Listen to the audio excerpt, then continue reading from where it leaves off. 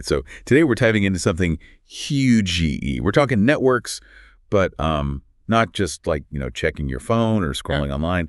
This is about something way bigger. It really is. And to help us unpack it all, we're turning to Yuval Noah Harari's Nexus, because he argues that these kind of like invisible webs of connection, they've been shaping humanity since the very beginning. Absolutely. And what makes Harari's take on this so fascinating is that he kind of dismantles this whole idea that, the networks are this like new thing that we just invented in the age of the internet, right? Yep. He takes us all the way back. I mean, we're talking ancient tribes, religious movements, even massive empires. Right. And the common thread. All of them were built on these shared beliefs, on common goals, on people taking coordinated action. It's like they were networks without even knowing it. I got to say, when I first read that, it was a total light bulb moment for me. Oh, yeah. Because I know about you, but I'd always pictured networks as this very like digital thing. Yeah. Almost cold, just ones and zeros. Yeah. Yeah. But Harari just throws open the curtains and shows you the beating heart of it all. Human connection. It's always been there. Always. It's the one constant throughout history, this invisible force that pulls us together. And it really makes you wonder, doesn't it? What networks are silently shaping your life right now without you even realizing it? That is the question, isn't it? Yeah. And it leads us to what I think is the real heart of Harari's argument. Networks are humanity's superpower. They're capable of incredible progress. Oh, absolutely. I mean, think about it. Scientific breakthroughs where people collaborate across continents, the way social movements just ignite, gather momentum, and reshape the world around us, even just our daily lives. It's true. All of it depends on these intricate, invisible webs of reliance and exchange. But, and this is a big but, There's always a catch. always. Harari is so brilliant because he shows how these same mechanisms that allow for incredible collaboration for these amazing bursts of progress, they contain the seeds of our undoing, too. Okay, now you've got me nervous. And the culprit is information. Or more specifically, how easily it can be manipulated, twisted into something dangerous. Okay, see, now this is where things get really interesting. And more than a little creepy, if you ask me. Because Harari doesn't just throw out some vague warning about, be careful out there. He dives headfirst into some chilling examples from history. Oh, yeah. And I'm talking buckle up your seatbelts, chillin'. Like the Crusades. Thousands upon thousands of people all mobilized by a shared narrative, a fervent belief. But was that narrative entirely accurate? Was it the whole truth? Right. History tells a much more complicated story, and that's putting it mildly. It does. And then there are the totalitarian regimes throughout history using the power of networks to utterly terrifying effect. And that's where propaganda comes in, right? Because these regimes, they understood that controlling the flow of information within a network, it's like holding the reins of this powerful beast. Control the narrative, even if it means distorting reality, and you control the people. And here's the kicker. When you're caught up in that current of belief, swept along by a group that feels larger than yourself, it's easy to lose sight of your own moral compass. It's that dangerous yet seductive, just following orders mentality that Harari talks about. It's like that chilling quote. I can't remember who said it, but it's something like, a single lie has no power until it is believed by enough people to become a political movement. But what's terrifying is that in today's hyper-connected world, that enough people is just a click, a like, a share away. Right. It's no longer confined to a single nation or time period. It's global. It's instantaneous.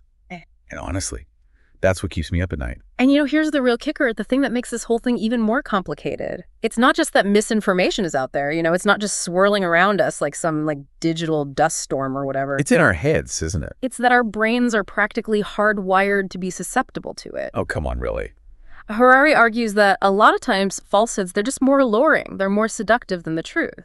More seductive than the truth. How? Because they latch onto our deepest fears, our, innate desire for those simple answers in this world that just feel so overwhelmingly complex. Wait, hold on a second. Are you saying we're doomed to be like puppets in this play of misinformation? That our brains are practically begging to be tricked? Because that sounds a bit bleak. No, it's not about doom and gloom, but it is about facing a difficult truth about ourselves. Okay. Think about it. Which headline is going to grab your attention faster? Study shows minor fluctuations in local weather patterns, or scientists warn of impending climate catastrophe. Okay, yeah, point taken. We're biologically wired to pay attention to threats, to things that trigger that, fight or flight response. Right. And unfortunately, that same wiring makes us more likely to click on, to remember, even to share information that confirms our existing fears or biases, even if it's not entirely accurate. Okay, I get it. We're drawn to the sensational, to the stuff that gets our blood pumping. It's like that train wreck phenomenon. You shouldn't look, but you can't tear your eyes away. But if we're all wired to get caught up in these networks of misinformation, what are we supposed to do? Become hermits, throw our phones into the ocean, and embrace a life of blissful ignorance? Look, Harari's not advocating for a mass exodus from the digital world. Okay, good. In fact, he constantly emphasizes the incredible potential of networks, the good they can achieve when harnessed effectively. But here's the key. It's all about mindful participation. Mindful participation. It's about honing those critical thinking skills, questioning the information that floods our feeds, and actively seeking out diverse perspectives. We can't just exist in echo chambers nodding along with the same familiar voices. So it's less about tearing down the networks and more about being a more conscious, discerning citizen within them. Precisely. And this circles right back to the idea of individual responsibility within these massive systems. It's easy to feel like a tiny cog in a giant machine, right?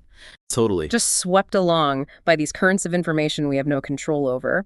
But, as Harari so brilliantly points out, each individual action, each piece of information we choose to consume and share, it all contributes to the overall shape of the network. It's like we're all weaving this massive tapestry together, thread by thread, whether we realize it or not. And the quality of the threads we choose, the information we weave into the pattern, it matters. Wow, that's both powerful and a little terrifying, That's a shift in perspective, for sure. But instead of feeling overwhelmed, try to see it as empowering. It means we're not powerless in the face of this information deluge. We have agency.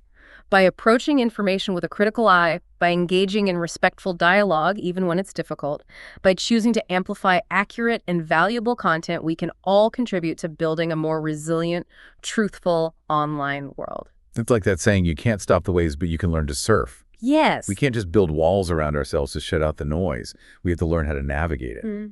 Exactly. And that's where Harari's insight about the glue of networks, it becomes absolutely critical.